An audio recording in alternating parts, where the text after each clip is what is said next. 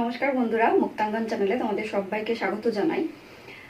আমি আবারও একটা চলে এসেছি নতুন কবিতা নিয়ে, যেটা হচ্ছে অজিত দত্তের লেখা নোঙর কবিতা, যেটা তোমাদের নবম শ্রেণীর পাঠ্য বিষয়।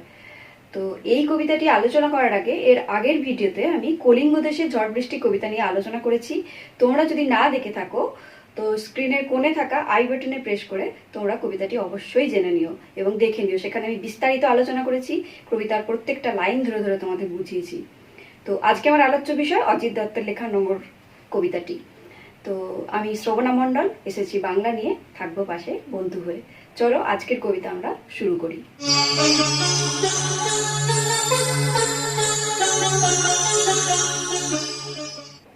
তো অজিত দত্তের এই নোঙর কবিতাটির মূল পাঠ করার আগে আমি কয়েকটা ছোট্ট বিষয় তোমাদের বলে দেব।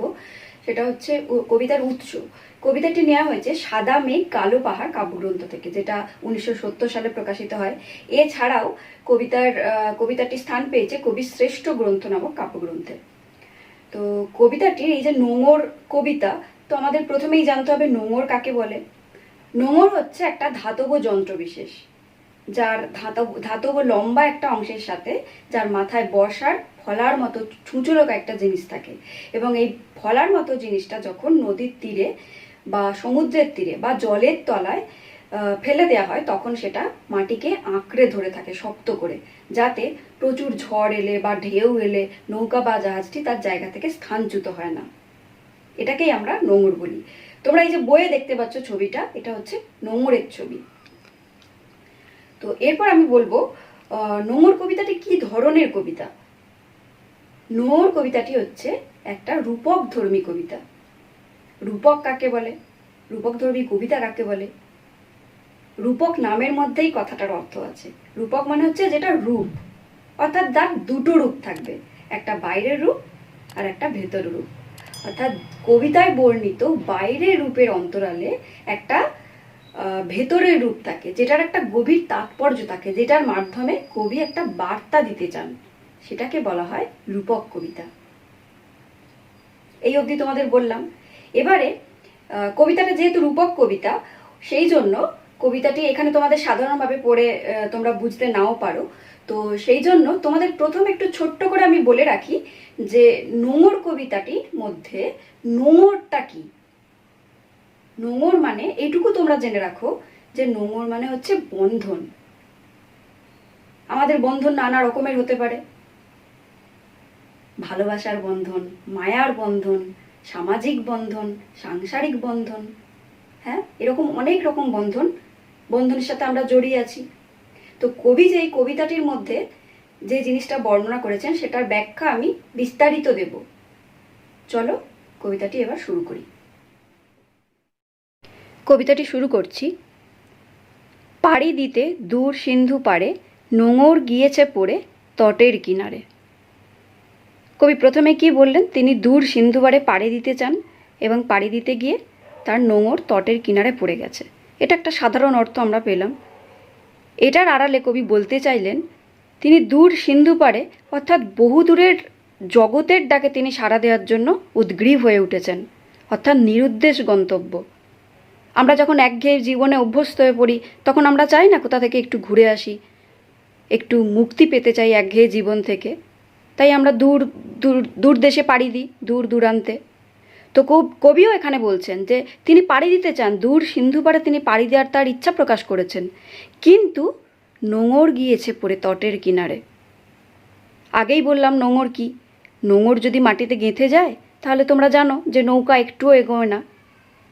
তাহলে এখানে নোঙর মানে আগেই বললাম বন্ধনের প্রতীক, অর্থাৎ কবির জীবন বন্ধনময়। তিনি কর্তব্যের বন্ধনে আবদ্ধ। তিনি তার ইচ্ছা প্রকাশ করেছেন যে দূর সিন্ধু পাড়ে তার পাড়ি দেওয়ার ইচ্ছা আছে, কিন্তু তার জীবন নোঙর রূপ বন্ধনে আবদ্ধ, সাংসারিক কর্তব্যে আবদ্ধ, তাই তিনি পাড়ি দিতে পারেন না। সারা রাত মিছে দাঁড় টানি, মিছে দাঁড় টানি। তার মনে কবির মনে নানা রকম স্বপ্ন, অনেক রকম স্বপ্ন, বিশেষ কিছু করার ইচ্ছে, কিন্তু সেই স্বপ্ন কবির কখনো পূরণ হয় না।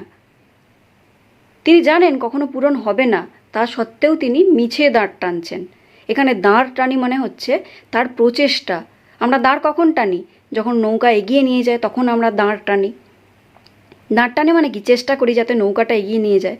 এখানে কবি দাঁড় টেনে যাচ্ছেন। কিসের দাঁড় টেনে যাচ্ছেন? অর্থাৎ তার মনের যে ইচ্ছে, আকাঙ্ক্ষা, স্বপ্ন, এই স্বপ্নটা পূরণ করার তার যে ইচ্ছা, সেই ইচ্ছেটা তিনি প্রকাশ করছেন, সেই ইচ্ছেটা তিনি চালিয়ে যাচ্ছেন, চেষ্টা করছেন সেই ইচ্ছেটা যাতে পূরণ হয়। কিন্তু সেই ইচ্ছেটা মিছে। একটা সাধারণ উদাহরণ দিই। কখন আমরা যে কোনো একটা ইচ্ছে ধরো মিথ্যে, কোনো একটা ঘটনা মিথ্যে, সেটা জেনেও আমরা করি। যেমন ধরো কোনো একটা খেলোয়াড় মাঠে খেলছে, কোনো একটা দলের খেলোয়াড়, তাদেরকে হয়তো আর 5 বলে 30 রান করতে হবে। তারা কিন্তু জানে যে আমরা হেরে যাব। তারা কি খেলার মাঠ থেকে উঠে চলে আসে নাকি খেলাটা কমপ্লিট করে? তারা কিন্তু জানে আমরা জিততে পারবো না, তা সত্ত্বেও তারা কিন্তু চেষ্টা করে। তো কবিও এখানে বলছেন মিছে দাঁড় টানি, অর্থাৎ তিনি মিছিমিছিই জানেন যে চেষ্টাটা মিছিমিছিই করছেন, তা সত্ত্বেও তিনি চেষ্টা করে যাচ্ছেন। জোয়ারের ঢেউগুলি ফুলে ফুলে ওঠে, এ তড়িতে মাথা ঠুকে সমুদ্রের দিকে তারা ছোটে। আমরা জানি যে জোয়ার ভাটা দুটোই হয়। তো জোয়ারের ঢেউয়ের সময় কি হয়? জলের কত তীব্রতা, জল কতটা ফুলে ফেঁপে ওঠে, এবং সেই জল কি করে? নদীর বা সমুদ্রের কিনারে এসে ধাক্কা মারে, বা নদীতে যদি নৌকা না থাকে, নৌকাটা যদি পাড়ে বাঁধা থাকে, তখন সেই ঢেউ এসে নৌকায় ধাক্কা মেরে তারা আবার সমুদ্রের দিকে ফিরে চলে যায়। এখানে জোয়ারের ঢেউ মানে হচ্ছে কবির মনে যে সমস্ত স্বপ্ন, কল্পনা, ইচ্ছেগুলো আছে, সেই ইচ্ছেগুলো ফুলে উঠছে, এবং যত সেই ইচ্ছেগুলো কবির মনে দানা বাঁধছে, সেগুলো তত আরও বেড়ে বেড়ে উঠছে, সেগুলো তত প্রকাশিত হচ্ছে, এবং যত প্রকাশিত হচ্ছে তার ফলে কি কবির আরও ইচ্ছা করছে যে তার মনে আরও স্বপ্ন দেখতে চেষ্টা করেন। কিন্তু সেই নানা স্বপ্ন, কল্পনা, ইচ্ছেগুলো কি হচ্ছে? এ তড়িতে মাথা ঠুকে সমুদ্রের দিকে তারা ছোটে। তড়ি মানে হচ্ছে নৌকা, কিন্তু এখানে তড়ি মানে তিনি বোঝাতে চাইছেন মন। অর্থাৎ আমাদের এখানে কবির কেন, এইগুলো তোমরা নিজেদের কবির জায়গায় নিজেকে বসেও চিন্তা করবে। আমরা সাধারণ মানুষরা যেরকমভাবে জীবন নির্বাহ করি, সেই রকমভাবে আমাদের জীবনেও এটা সত্য কিছু কিছু ক্ষেত্রে। তো এখানে যেন মনের দুয়ারে কবির স্বপ্ন, ইচ্ছে, কল্পনা জেগে ওঠে, কিন্তু সেই ইচ্ছেটা যখন পূর্ণ হয় না, অর্থাৎ মন যখন সেই দিক থেকে সেই ইচ্ছেটা পূরণ করতে পারে না, মনের দুয়ারে সেই ইচ্ছেগুলো মাথা ঠুকে আবার ফিরে যায়, অর্থাৎ ব্যর্থ হন। কবির ইচ্ছে, স্বপ্ন, কল্পনা এগুলো কখনোই সফল হয় না, ব্যর্থ হয়ে তারা ফিরে চলে যায়। তারপর ভাটার শোষণ, স্রোতের প্রবল প্রাণ করে আহরণ। জোয়ার হলেই ভাটা হবে। জোয়ারে যেমন জলের প্রচুর তীব্রতা, জলোচ্ছ্বাস, প্রচুর বেগে জল বয়, তারপরে কি হয়? ভাটা কি করে? সেই জলটাকেই শোষণ করে নেয়। জলের সেই প্রাণ চঞ্চলতা, সেটা ভাটা শোষণ করে নেয়। এখানে এই যে জোয়ার মানে আমি বললাম কবির ইচ্ছে, স্বপ্ন, আশা, এই যে তার মনে ইচ্ছেগুলো জেগে উঠেছে এবং সেইগুলো না পূরণ হওয়ার যে ব্যর্থতা, এটাই হচ্ছে ভাটার শোষণ। অর্থাৎ তিনি অসহায় হয়ে পড়েন তার এই যে ব্যর্থতাটাতে। ভাটা যেমন জলের প্রাণ চঞ্চলতাটাকে শোষণ করে নেয়, তেমনি কবির জীবনের এই ব্যর্থতাটা কবিকে অসহায় করে তোলেন। কিছু করতে না পারার অসহায়তা কবিকে ব্যর্থ মনোরথ করে তোলে। স্রোতের প্রবল প্রাণটা আহরণ করে নিচ্ছে। জোয়ার ভাটায় বাঁধা এ তটের কাছে আমার বাণিজ্য তরী বাঁধা পড়ে আছে। জোয়ার ভাটায় বাঁধা এই তটের কাছে মানে পৃথিবীতে যেমন জোয়ার ভাটা দুটোই হয়, জোয়ার হলেই ভাটা হয়, নিয়ম করে হয়, তেমনি আমাদের জীবনেও যেন এরকম জোয়ার ভাটা লেগে আছে। কবি বলতে চাইলেন জোয়ার ভাটা মানে জীবনের সফলতা আর ব্যর্থতা, জীবনের উত্থান পতন, এটাই বলতে চাইলেন। এই যে আমাদের জীবনে উত্থান পতন, তট মানে জীবন, এখানে আমাদের এই তটের কাছে, অর্থাৎ আমাদের জীবনে যে উত্থান পতন, সফলতা, ব্যর্থতা, এই জীবনের কাছে আমার বাণিজ্য তরী বাঁধা পড়ে আছে। বাণিজ্য তরী মানে হচ্ছে এখানে কর্মময় জীবন। কবি যে কর্মময় জীবনে আবদ্ধ, সেই কর্মময় জীবনে যেন তার জীবনটা বাঁধা পড়ে আছে। অর্থাৎ তিনি ইচ্ছা করলেই যেখানে খুশি যেতে পারেন না। অজানাকে জানার তার যে ইচ্ছা, অচেনাকে চেনার যে ইচ্ছা, সেটা তার পূরণ হয় না। কেন না, কবি তো সামাজিক একটা মানুষ, সাংসারিক জীবনে আবদ্ধ, কর্তব্যের বন্ধনে আবদ্ধ। তাই তিনি ইচ্ছা করলেও, অজানাকে জানার ইচ্ছা প্রকাশ করলেও সেটা করতে পারেন না, কারণ তার কর্মময় জীবন তাকে আটকে রেখেছে, তার কর্তব্যের বন্ধন তাকে আটকে রেখেছে। সেই বন্ধন ছিন্ন করে তিনি যেতে পারেন না। যতই না দাঁড় টানি, যতই মাস্তুলে বাঁধি পাল, নোঙরের কাছি বাঁধা তবু এ নৌকা চিরকাল। কিন্তু কবির চেষ্টা কখনো চেষ্টা কখনো থেমে যায় না। তিনি দাঁড় টেনে যাচ্ছেন। আমরা তো তাই করি। কোনো একটা জীবনে কোনো একটা কাজে আমরা যদি ব্যর্থ হয়ে যাই, তো আমরা কি হাল ছেড়ে দিই? আমরা আবার চেষ্টা করি। কবিও তাই করছেন। যতই তিনি দাঁড় টানছেন, কিন্তু যতই মাস্তুল কথার এখানে একটা মানে আছে। মাস্তুল মানে তোমরা জেনে রাখো যে নৌকার মাথায় একটা কাঠের অংশ থাকে, যার সঙ্গে কাপড় বেঁধে দেওয়া হয়। সেই কাপড়টাকে বলা হয় পাল। এবং যখন এই পালে হাওয়া এসে লাগে, তখন নৌকা তত্তর করে এগিয়ে যায়। ঠিক আছে, একে বলা হচ্ছে মাস্তুল। তো মাস্তুলে কবি পাল বাঁধছেন কেন? কখন মাস্তুলে পাল বাঁধা হয়? যখন নৌকাটা এগিয়ে যায়, অর্থাৎ গতিশীলতার প্রতীক। আমরা সাধারণ মানুষ, মধ্যবিত্ত মানুষ, সাংসারিক জীব, আমরা কি করি? গতিশীলতায় আবদ্ধ নয়, আমরা স্থিতিশীল। আমরা চট করে নিজেদের বন্ধন থেকে মুক্ত হয়ে কোথাও যেতে চাইলে, ইচ্ছা প্রকাশ করলেও আমরা যেতে পারি না। আমাদের মনে সব ইচ্ছা পূরণ হয় না। তো কবি এখানে বলছেন, তিনি যতই ডাঁট টানছেন, অর্থাৎ যতই তিনি চেষ্টা করছেন, যতই মাছ তুলে পাল বাঁধছেন, নোঙরের কাছি বাঁধা তবু এ নৌকা চিরকাল। অর্থাৎ তার যে নোঙর, তার যে বন্ধন, সেই কাছিটাই তো বাঁধা। কাছি মানে দড়ি। দড়ি তো সাধারণভাবে আমরা দড়ি দিয়ে কী করি? কোনো জিনিসকে বেঁধে রাখি। তো এখানে নোঙরের কাছি বাঁধা এ নৌকা চিরকাল মানে এখানে যেন কোনো একটা অদৃশ্য দড়ি দিয়ে আমরা নিজেদেরকেই আবদ্ধ করে রেখেছি। সেই দড়ি ইচ্ছা করলেই ছিন্ন করা যায় না। এ নৌকা চিরকাল মানে এই নৌকা মানে তার নৌকারূপী জীবন। সেই জীবনের সঙ্গে একটা অদৃশ্য দড়ি বেঁধে আছে। সেই দড়ি আমরা ছেদ করে বা ছিন্ন করে কেটে দিয়ে আমরা চলে যেতে পারি না। আমাদের একটা পিছু টান থেকে যায়।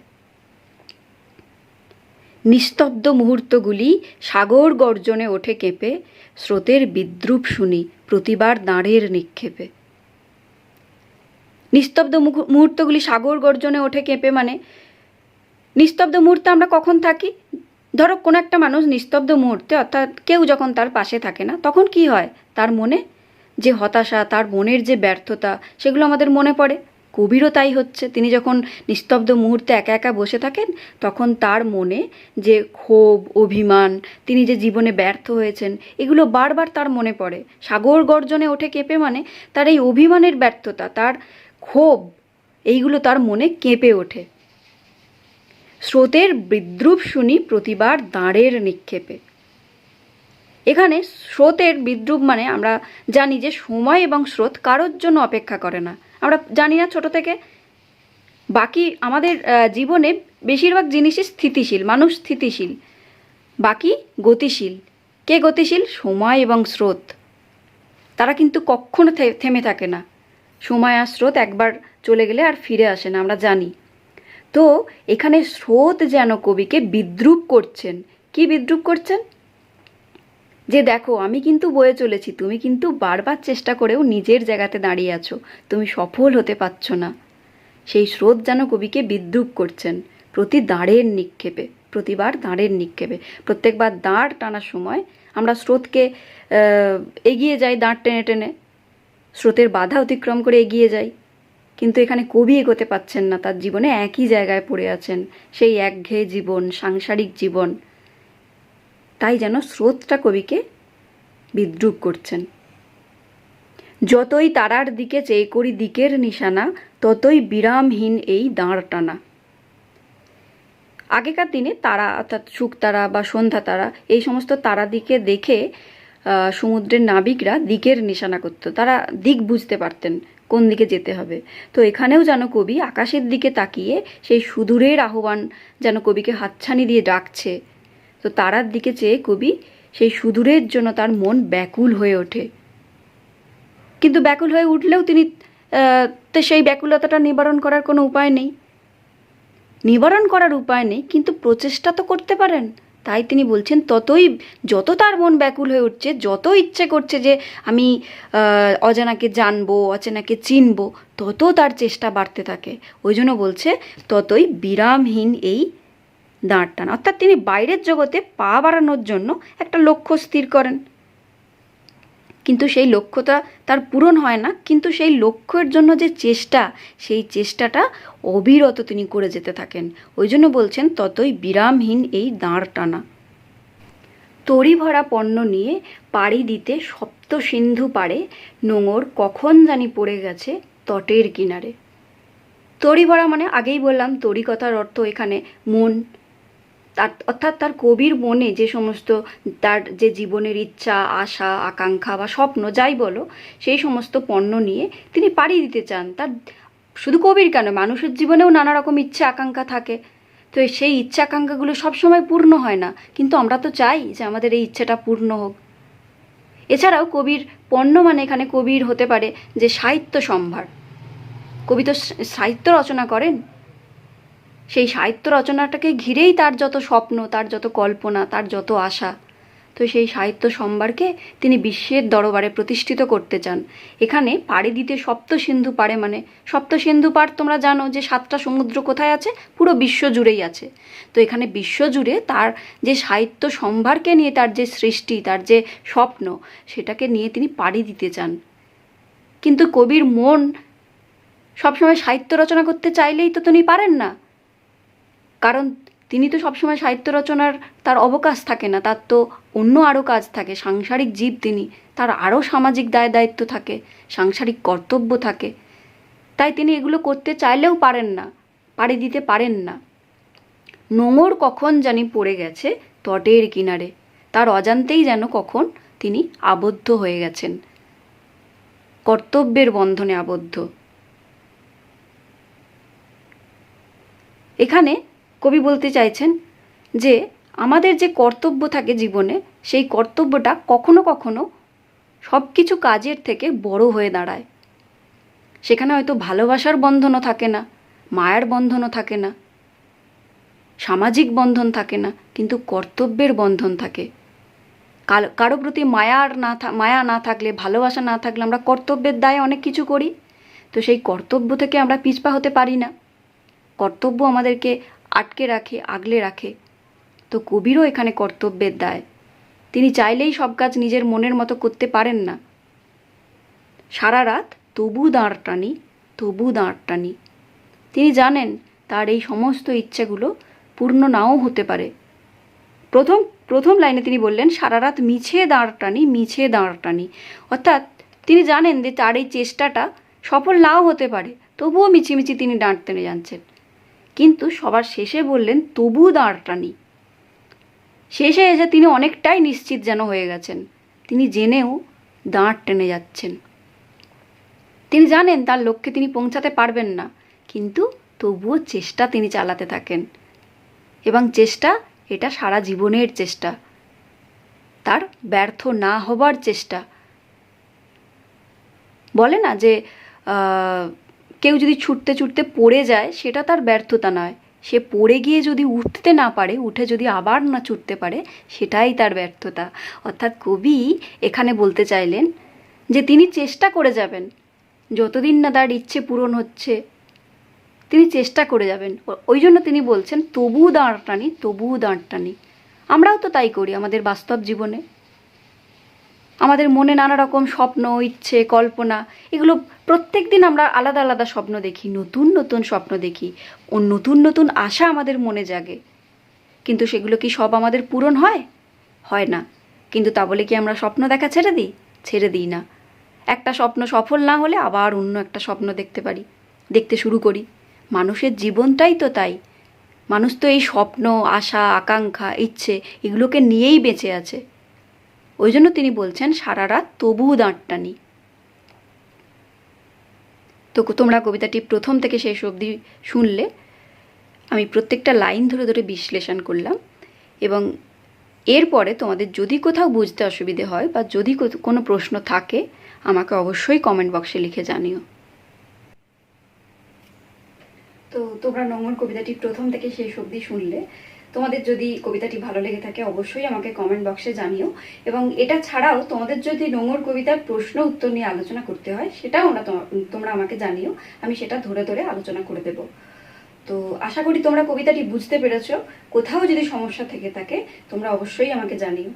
ততদিনে আমার ভিডিওটি যদি তোমাদের ভালো লেগে থাকে অবশ্যই লাইক, কমেন্ট এবং সাবস্ক্রাইব করে দিও, এবং আরও নতুন নতুন ভিডিও পেতে অন্যান্য কী কী কবিতার ভিডিও তোমরা জানতে চাও বা পড়তে চাও সেটা আমাকে জানিও। আমি অবশ্যই চেষ্টা করব তোমাদের সেই আকাঙ্ক্ষা পূর্ণ করার। সবাই ভালো থেকো, সুস্থ থেকো। সবাইকে অসংখ্য ধন্যবাদ।